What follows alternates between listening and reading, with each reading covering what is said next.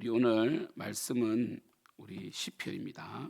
시편 70편 1절에서 5절까지 말씀입니다.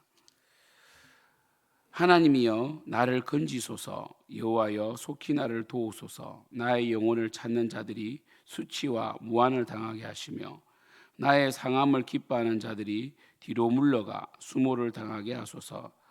아하하 하는 자들이 자기 수치로 말미암아 뒤로 물러가게 하소서. 주를 찾는 모든 자들이 주로 말미암아 기뻐하고 즐거워하게 하시며 주의 구원을 사랑하는 자들이 항상 말하기를 하나님은 위대하시다 하게 하소서. 나는 가난하고 궁핍하오니 하나님이여 속히 내게 임하소서. 주는 나의 도움이시요 나를 건지시는 이시오니 여호와여 지체하지 마소서. 아멘. 우리 70편은 우리 제목이 있습니다. 다윗이 시로 기념식에서 인도자를 따라 부르는 노래라고 되어 있거든요. 그러니까 공식적인 석상에서 이 시편 말씀으로 하나님을 노래했다는 것이죠.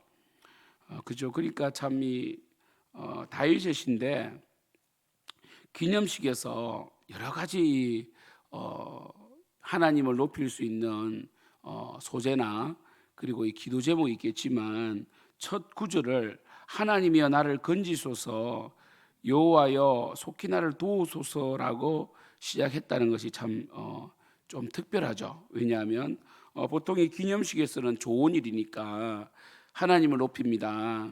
하나님 찬양 받으시옵소서 이렇게 하는 게 좀 약간은 좀 맞는 것 같은데 하나님의 나를 건지소서 그리고 우리 어제 69편과 연결되는 듯한 정말 그 환난 가운데서 나를 건지세요, 나를 도와주세요라는 이 노래를 했다는 것이죠.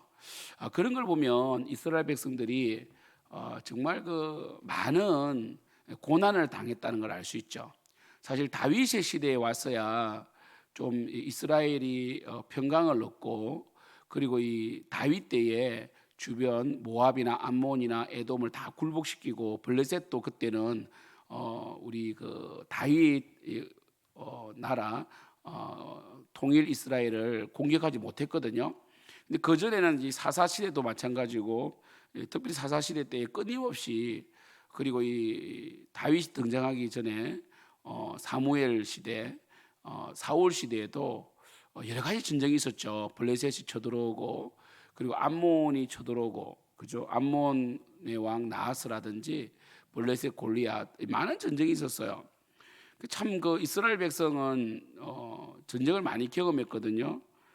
그들은 늘 하나님께 기도할 수밖에 없었다는 것이죠. 그래서 사사기에 보더라도 그들은 범죄함으로 말미암아 또 하나님께서 그 징계하심으로 이방 민족을 사용하셔서 그들이 이방 민족에 굉장히 오랜 세월 지배를 당하기도 하잖아요.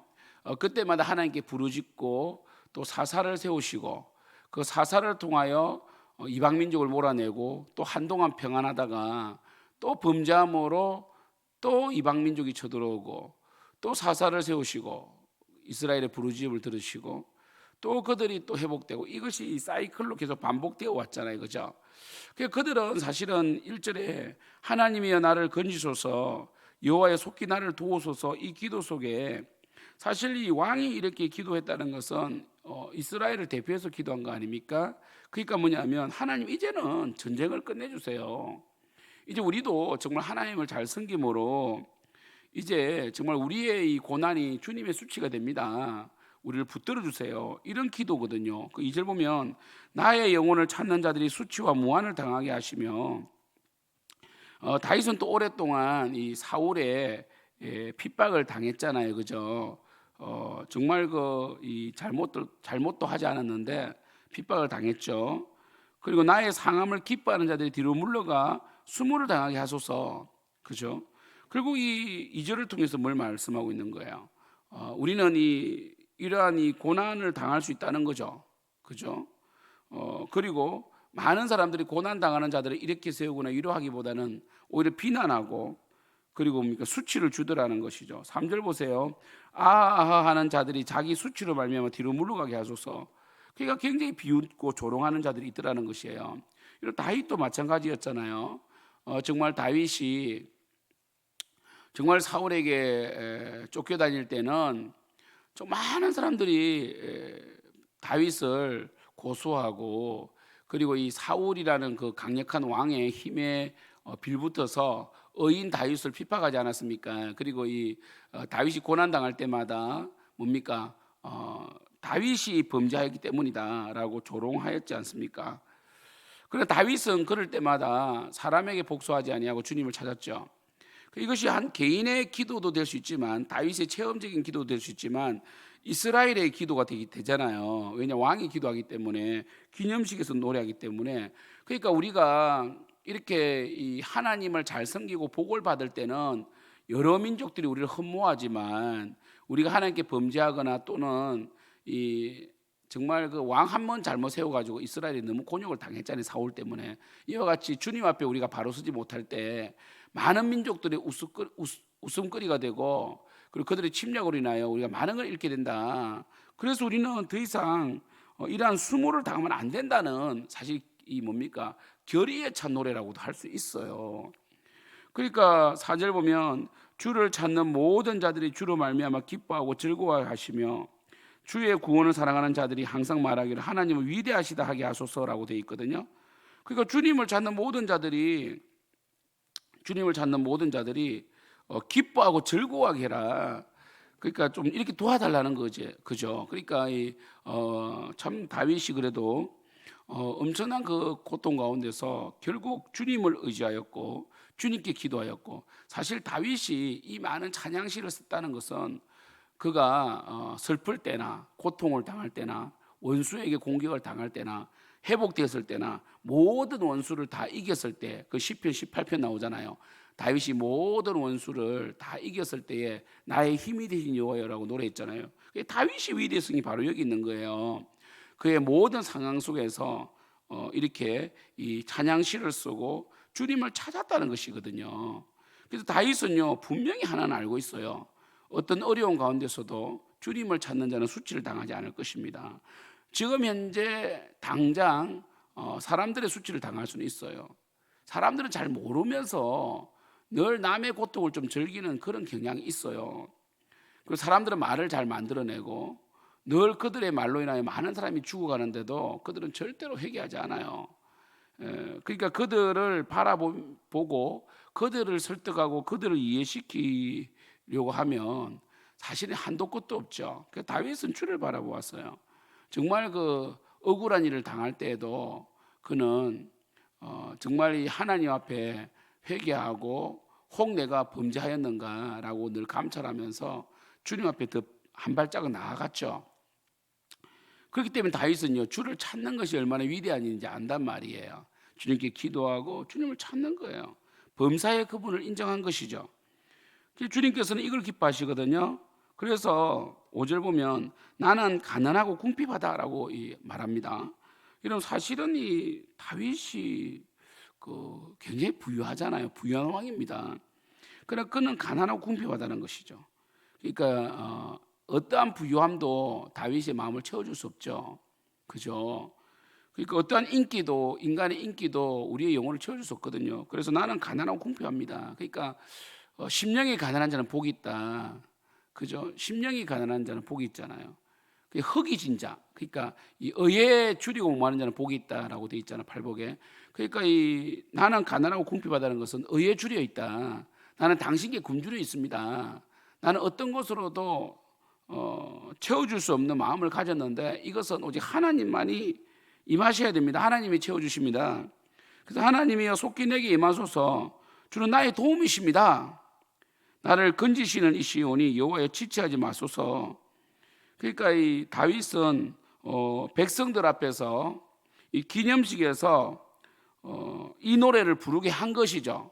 그래서 백성들에게 결론적으로 잊지 말아야 될 것이 뭐냐, 바로 하나님을 의지하라. 하나님을 의지하라. 어떤 상황 가운데서도 우리를 조롱하는 자, 우리에게 수모를 주는 자들을, 수치를 주는 자를 정말 자돌로 인하여 마음이 상하지 않고 하나님을 의지하라 이거고요. 두 번째는 뭡니까? 수치를 당하는 것은 슬픈 일이잖아요. 그래서 지금 현재 하나님께서 복을 주실 때에 수치를 당치 않도록 늘 주님 앞에서 살아가라는 거 아니겠어요? 그죠? 그리고 세 번째는 뭡니까? 주님에 대한 것만큼은 늘 이 만족해하지 말고, 그러니까 세상 것들은 만족해할 수 있는데 주님을 예배하는 것과 주님을 알아가는 것에는 늘 만족해야 하지 말고, 늘 나는 궁핍합니다, 나는 부족합니다, 나는 주님을 더 알기를 원합니다, 내 영혼은 말라 있습니다, 주여 채워달라고 이렇게 간절하게 매달리는 것이죠. 그래야만 이스라엘이 살 수 있다는 거예요. 우리도 마찬가지입니다. 우리도 주님을 더 의지하고 더 갈급해하고 주님의 목말라 해야 돼요. 그리고 사람들의 평가라는 사람들의 비웃음과 조롱은 사실 일시적이에요. 잘 되고 나고 그리고 나중에 잘 되면 다 오해가 풀리고요. 또 그들이 미안하다 그러고 사실 그들은 뭐 관심도 없으면서 늘 그렇게 다른 사람의 고통을 즐기는 것 같아요. 그러니까 주님을 의지하는 게 빠르다는 것이에요. 그죠? 미궁속에 빠지지 말고 우리도 늘 주님 앞에 가난하고 궁핍한 마음으로 서서 주여 채워주세요라고 늘 기도하는 우리 생명 넘치는 교회 성도님 되기를 축복합니다. 오늘 토요일인데요. 내일 예배입니다. 정말 예배를 사모하고 특히 오늘 좀 쉬기도 쉬시지만 우리가 참 이 주 5일 근무제가 된 지가 벌써 10년이 지났죠. 우리 이제 토요일을 쉬잖아요, 그죠? 물론 오늘 출근하시는 분들도 있겠지만 조금 쉬시면서 사실 토요일 주 5일 근무제가 제가 회사 다닐 때는 주 5일 근무제 아니었거든요. 주 5일 근무제가 예고되었을 때 많은 이 교계 지도자들이 이 논문을 썼어요. 이러면 교회의 어떤 주일 예배 개념이 무너지고 금요일부터 해외여행을 갈 것이고, 물론 그게 다 현실로 드러났고 신기하게도 그 예측대로 되었어요. 그러나 하나님께서 분명히 택하신 자들, 하나님을 사랑하는 자들은 정말 어떠한 유익이 있다 할지라도 그걸 다 버리고 주일 예배를 섬기게 되는데, 또 긍정적인 것은 뭐냐면 그때 논문에 보면 오히려 우리가 한국 교회가 6일 근무하고 주일날 예배드림으로 사실은 많은 성도님들이 주일 하루 사실 좀 쉬어주는 시간이 없어서 주일날 새벽부터 직분자들이 저녁까지 우리 교육자들은 괜찮은데 우리 직분자들 있잖아요. 장로님이나 집사님들, 안수 집사님들, 권사님들 저녁까지 이렇게 예배드리고 정말 좀 지칠 수 있는데, 오히려 토요일날 조금 여유를 가지고 집안일도 하고, 그리고 이 내일 예배에 참석할 영혼들 좀 체크를 하고, 그리고 또 가족과 식사도 하면서 조금의 더 여유를 누리면서 주일날은 온전히 주님을 예배할 수 있는 그런 심의 시간도 될 수 있다 해가지고 좀 좋은 평가도 많았어요. 그래서 여러분, 이 모든 것은요 하려고 해야 되고 예배를 드리려고 해야 되고 주님께 온전히 서려고 해야 됩니다. 그래야만 주님께 지혜를 주시는 거거든요. 그래서 오늘 토요일인데 토요일에 좀 쉬시고요, 좀 잠도 모자란 잠도 좀 주무세요. 그 대신 내일은 정말 강건한 마음으로 새벽 예배부터 1, 2, 3부 예배가 있으니까 영상으로도 들으시면서 또 나오시기도 하고 이렇게 정말 여러분 온 마음으로 예배하는 그런 여러분 되기를 축복합니다. 여러분, 우리는 늘 굶주려 있어야 돼요. 주님께 대해서만큼 딱 하나, 주님께 대해서만 굶주려 있으면 돼요. 세상 것은요 있어도 되고 없어도 돼요. 근데 주님 없으면 안 돼요. 그래서 그런 여러분 되기를 축복하고, 다윗이 기념식에서 이 노래로 불렀다는 것은 굉장히 좀 우리가 생각을 해볼 만하죠. 정말 그 좋은 날 다윗은 어찌 보면요 그냥 그저 좋아하기보다는 하나님께서 하셨다, 그리고 앞으로 우리가 이 영광을 계속 누리려면 주님을 더 갈급해야 되고 우리가 더 주님을 섬겨야지, 만약 우리가 주님 앞에 게을러지고 주님을 온전히 섬기지 못하면 우리는 또 수치를 당할 것이다라고 경고성이 찬양이 될 수 있다는 것이에요. 그래서 여러분, 늘 지금이 좋을 때예요. 은혜 받을 때요. 그래도 아직까지는요 주님을 잘 섬기기를, 여러분 가정을 위해서 기도하는 여러분 되기를 축복합니다.